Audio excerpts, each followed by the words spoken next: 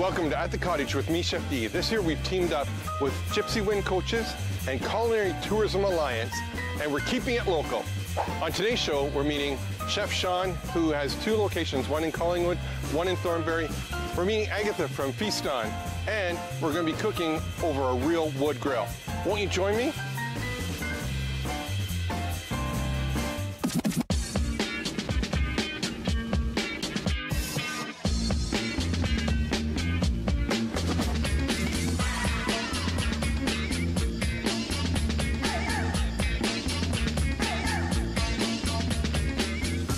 I'm here with Agatha from the Culinary Tourism Alliance, right? Yeah, that's right. Woo, woo.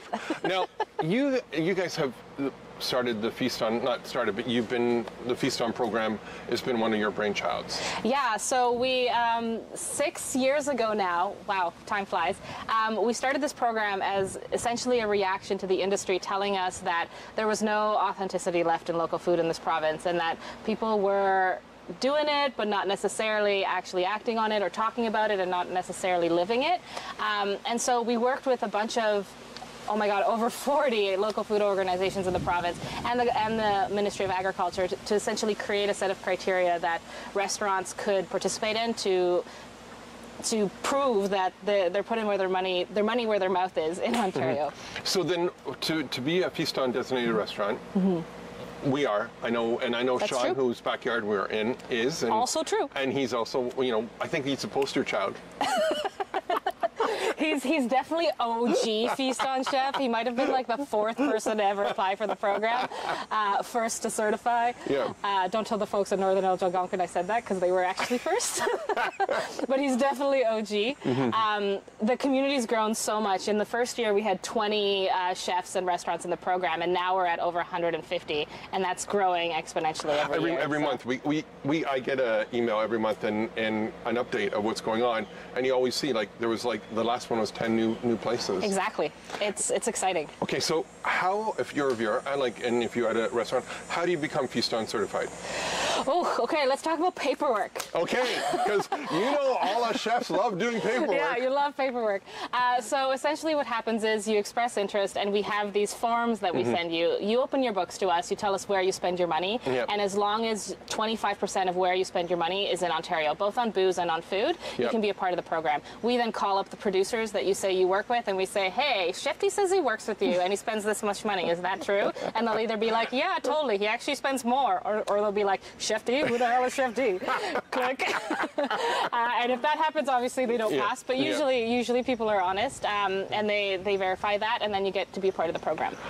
When we first started doing this whole Chef D thing, and this is going back when we did the YouTube channel and everything like that, my whole goal was to kind of focus on local people and local places and that. So then when I finally, kind of figured out what we could do, and we had an actual building instead of just doing all the catering, and being able to claim that we're Feast On certified, that was like just a really near and dear something to my heart. So I just think what you guys are doing is absolutely fantastic.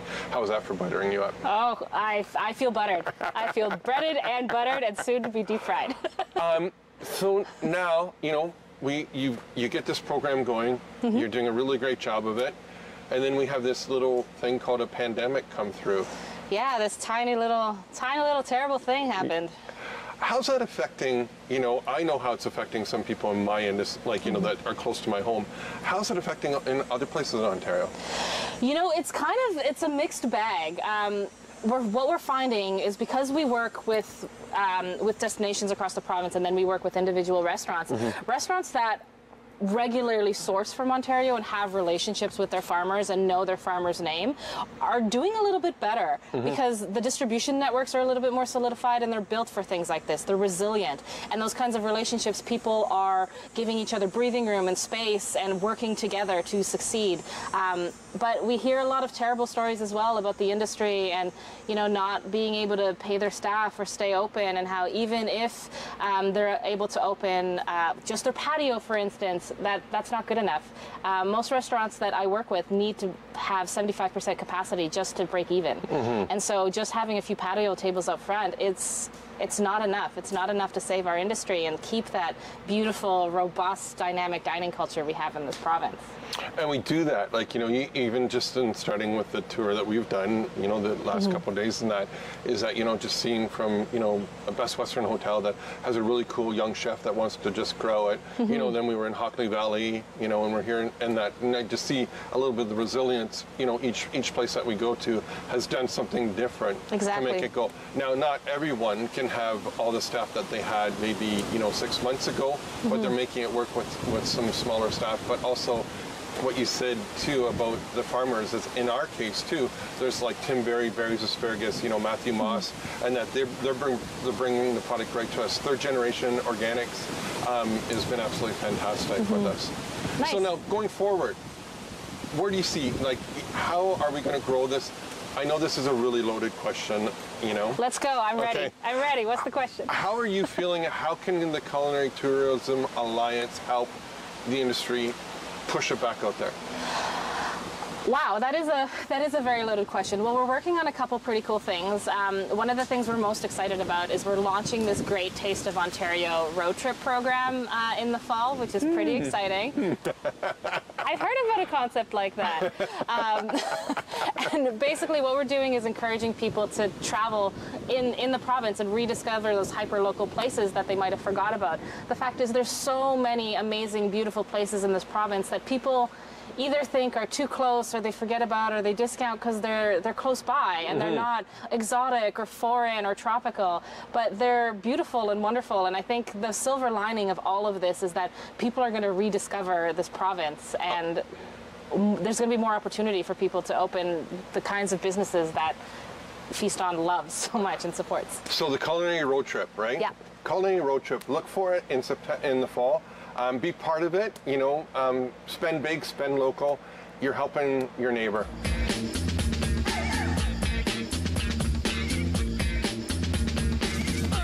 So in the midst of social distancing, this is kind of working out the best for me because all my guests are actually doing all the hard work.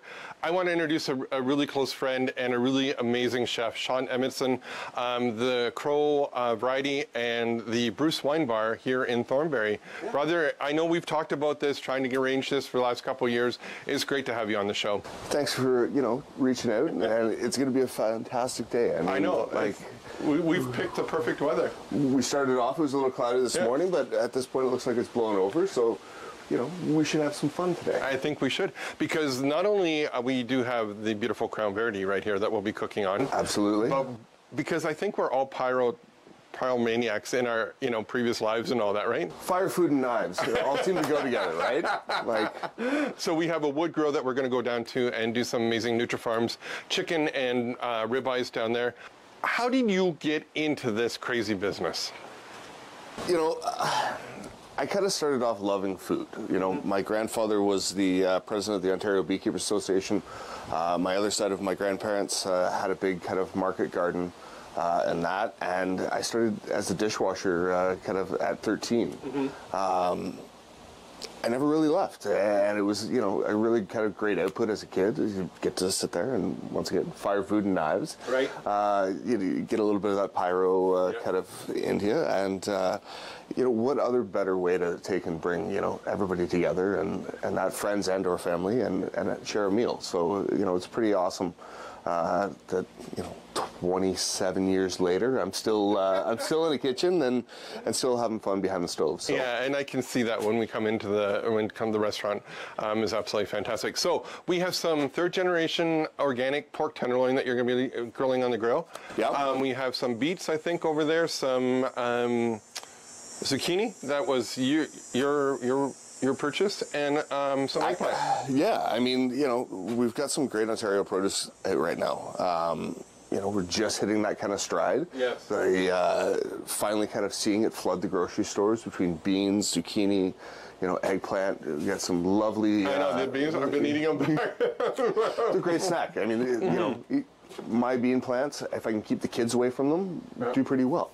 Otherwise, the kids just sit there and they snack all afternoon. Right. But, we've got some beautiful produce, around us. Ontario's got some, amazing producers, and, we're happy to sit there and be able to really focus and highlight what they kind of produce. And that's kind of always been your go-to, right? It has been, why take and look outside of our own kind of province? We've got so much available, and throughout the wintertime and that, we can always do canning and pickling and that type of thing, and it really kind of, allows you to kind of eat with seasons and that as well. And when we come to your place, a lot of the charcuterie boards that you create is a lot of your pickling is all over that. It is, what better way to take and really highlight great Ontario produce, throughout the year and pickling and charcuterie boards. Great to kind of start a meal and you sit down and kind of great conversation pieces. As we kind of go through and that, right now I think it's a little bit more challenging with social distancing, but still sitting down and having something that you can converse over and really take your time and kind of ease into a meal, it's an awesome way to start. Perfect. So you're going to get started on your side. I can get doing some vegetables, some onions, a little bit of wilted beet tops, because don't forget you can use the whole vegetable, some beans, and we're going to use some of your Thornlow butter because I stole that off you. And I know Jason Purcell, who's a Cooley Pristine Oils, check them out. They can deliver right to your door. Yeah, and some beautiful product from them too. They do amazing kind of cold press oils and vinegars and some really great legumes and that as well. Their lentils and cranberry kidney beans, split peas. They really got a wide range of products. 100%. And, fantastic kind of suppliers. So let's get cooking. Yeah. Get this.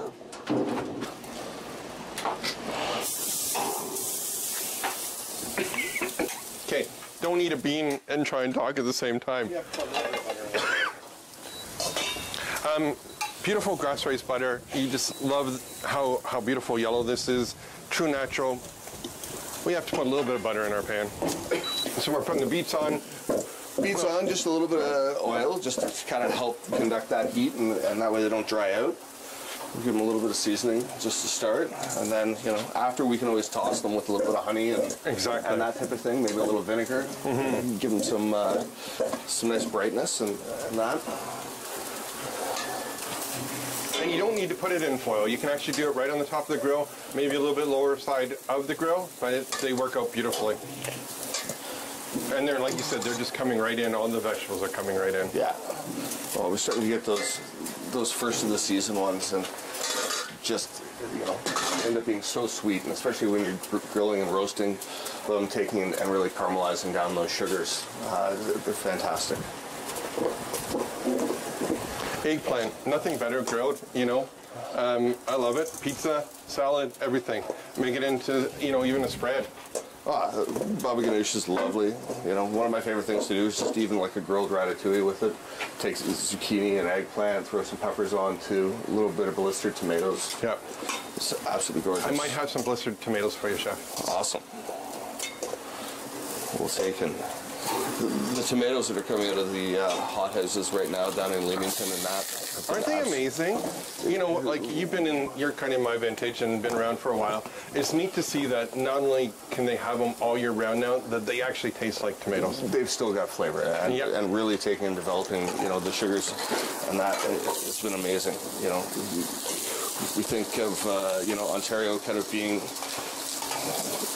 kind of cold and dreary during the wintertime, and just be able to take and still get some amazing kind of fresh product. Right, and years ago we couldn't do that. No. That technology has really kind of accelerated forward on how we grow and how we're able to eat throughout the course of the season. So when you were thinking about feast starting, because I heard that you were like number 4 in getting signed up for the program, like how did that come about? It was actually one of my buddies, Ryan Crawford, down at Backhouse, which is now Rufino's, had contacted me about it and said, hey, you're really going to kind of check this out. You're already, so involved within the food community in our area and really taking and focusing on what was local and that, and building that relationships within the community. it just kind of made sense. You know, it was a great way to talk about our story more and really kind of let people know that what we were doing it, I want to say ethically and as well, you know, actually walking the walk. Yep. Right? You know, for a long time, I think we got away from where our food came from and that, and, you know, kind of making sure that what we said we were doing, we're actually doing. You know, putting local on your menu or organic and those types of things ended up being a lot of kind of buzzwords for a lot of cases. And this was a way to kind of, you know, really certify and say, okay, hey, we are who we are, and what we're doing is actually, you know, being followed through on. 100%. Yeah, and it's been a great program, you know. The things that you can access through it, things like Terroir Symposium, going through and having the marketing background as well, and getting on these kind of programs, you know, really takes and checks what you're doing and holds everybody accountable. 100%. So now we have this on our grill. I think we should go down to the fire grill and get our chicken and ribeye going. What do you think? I think it's a fabulous idea. I think that fire is just coming down to a point where we're getting that nice ember.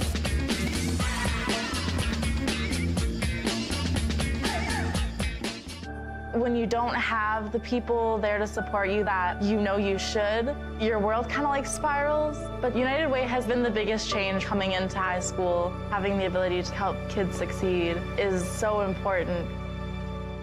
Looking for the best way to get the Major League Baseball games you want to watch? Rogers Super Sports Pack has you covered. With MLB Extra Innings, you'll have a premium ticket to out-of-market regular season games with all games available in HD. Don't miss the action from the games you want from both the American and National Leagues. MLB Extra Innings, part of the Super Sports Pack. For only $35.95 a month, Rogers customers get all this for one all-inclusive price. Order using your remote starting on channel 431 or visit Rogers.com today. It's so inspiring to know that there's people out there that are willing to help people who've gone the situation that I've gone through. Because of United Way, I'm able to stand in front of you today with a good job that I can actually make something of myself.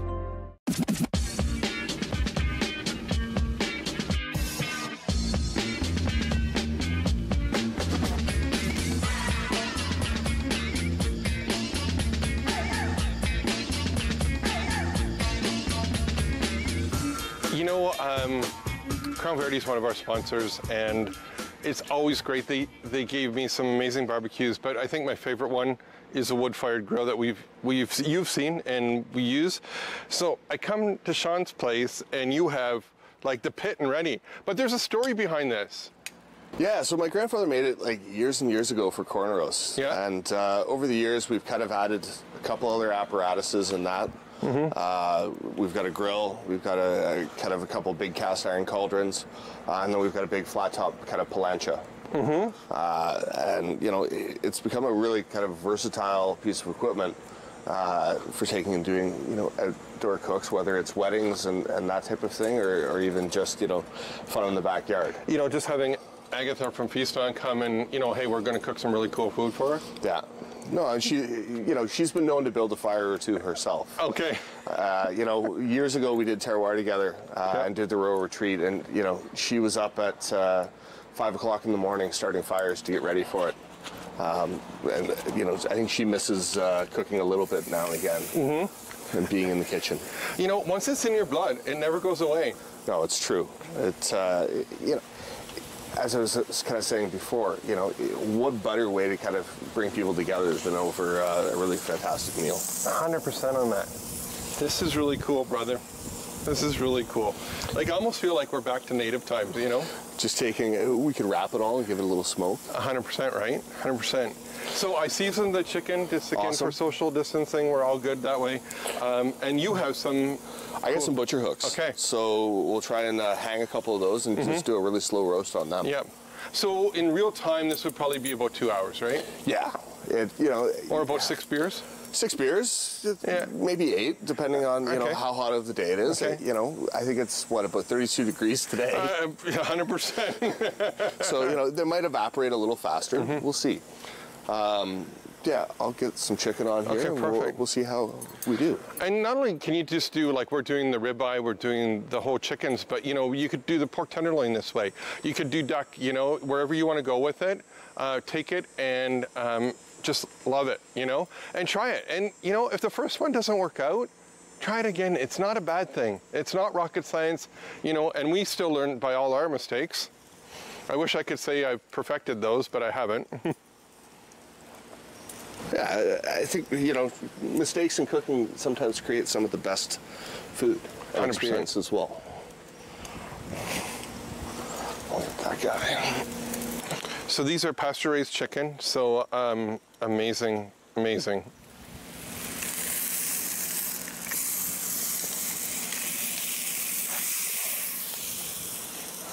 We were up north at a ATV conference, and Ted Reeder comes up, and we know all Teddy, who just loves doing this. And we had big logs in the middle of the fire, and we cooked everything on the big logs beside the fire. It was incredible. Like, I don't have any more hair on my legs at all because of that. There's something very natural about taking and just using wood and going slow. 100%. The flavor that you're able to take and develop off it is spectacular. So I think now we go maybe have a glass of the Featherstone, Cab Franc there. And we Relax come back, a little bit. Yeah, and chillax, and we'll come back to it. Absolutely. It's going to take a little bit of time. Perfect.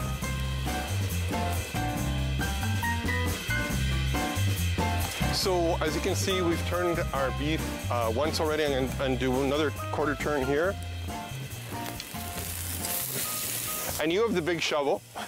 Well, redistribute some of the coal base. Yep. and make sure that, we're getting nice even heat. Anytime that we're taking it and cooking with wood, it's not as even as your gas barbecue. 100%, 100%. And that, so we've got to take in and be a little bit more involved with kind of the cooking process. But we started off with a fair amount of wood, and it's kind of started to burn away, and we've got a great kind of cold bed, but we still need to kind of manage that a little bit and make sure that we're getting well distributed heat, and that way we don't end up with kind of scorched parts, right? 100%. Wouldn't want to take and disrespect that beautiful pieces of meat there. Is there the wood that you're burning right now? Is it anything in particular, or? This wood is kind of just mixed hardwood. At the restaurant, in our wood oven and that, we use primarily cherry. We find it gives a really good burn, and imparts a little bit of flavor. Our wood oven generally cranks at around 900 degrees, so it cooks a Neapolitan-style pizza in about 2 minutes. But here, yeah, it's mixed hardwood. There's some maple in there. There's a little bit of cherry in that, but it's kind of just a mixed bag. Exactly, and get what you can find and go from there. Experiment with it. I do have a great wood supplier, all kiln dried hardwood. We get a little bit more ash with ours because that's what he's getting right now. Yeah. And every once in a while he'll surprise me with some cherry, and it's just heaven. It's a nice treat to get that cherry. It burns so well. But yeah, I mean, as long as you've got a good hardwood, for the most part, you're going to get a good burn and a good heat out of it, which is kind of what you're looking for. And, we might have brought out the, Yeti, well, grapefruit radler, a little bit less alcohol in it, so, we can kind of cruise control our way through it. But it's still delicious, and especially on this hot day. And I don't think we could pick any hotter days for the, right? I think it's 34 degrees right now without the Humidex. Well, we're going to continue grilling. We'll come back in just a minute. Fast forward about 3 hours of, having some nice beverages from our good friends at Warlow Brewery. A beautiful backyard, Chef Sean. This is absolutely fantastic back here. Thank you. This is just a like lot of fun. Yeah, your wood pot. We still got the fire going. Still got the fire going. Do you think we're going to do some more? Well, it's been known to happen. Just keep throwing stuff on. It'll be fine. So we have our beautiful 3 generations organics pork tenderloin. Our little ratatouille, this is the Ontario ratatouille, so we used some fresh beans from your garden, carrots, some zucchini and eggplant, a little bit of onions that I got at the Owen Sound Market, and nothing better than a beautiful, rare prime rib done on a wood grill. It doesn't get much better than that. And your salad here, young man. We got some Ontario corn right now, so you know, like everything's kind of coming into season, and that first of the Ontario corn right now has been beautiful. Yeah. The sweetness that's coming out of it's just been awesome. The heat this year is just it's lovely. And then of course our chickens here at the end, not to be outdone, a little bit of chimichurri sauce, and of course some of your beautiful pickling that you do on a regular basis at the restaurant. Yeah, we got some beans, some raw mushrooms from the spring of last year, and then we've got an apple compote, and then some house-made Chardonnay mustard. Oh, I can hardly. I know how good his mustard is. And then, of course, our good friends from Featherstone, just kind of keeping us in some wine. There's a couple others. Just enjoying that wine for myself here. Again, feast on Culinary Tourism Alliance. That's us. Right? And, you know, again, look for it on menus, and that right? Look for it on menus, on restaurant websites, on the front door of a lot of places. As you walk up, you can see the logo. It's a great way to basically support restaurants who are supporting our agricultural industry and people who are going that extra mile to do that work. Also, too, if you go on your website. Yep, OntarioCulinary.com. You can find a full list of restaurants currently in the program, as well as fun itineraries and ideas for day trips that are safe and exciting and, of course, delicious all throughout the province. And there's something coming up this fall that we're going to be doing? Yeah, the Great Taste of Ontario road trip. Look for it in the Globe and Mail and online and follow along. It's going to be a really delicious time. Social media. And on Shifty's social media sites. Hashtag feast on.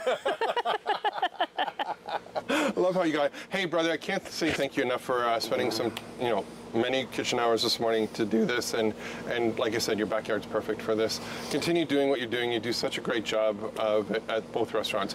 The Crowbar in Collingwood, right? Crowbar and Variety in Collingwood, and Bruce Wine Bar in Thornbury.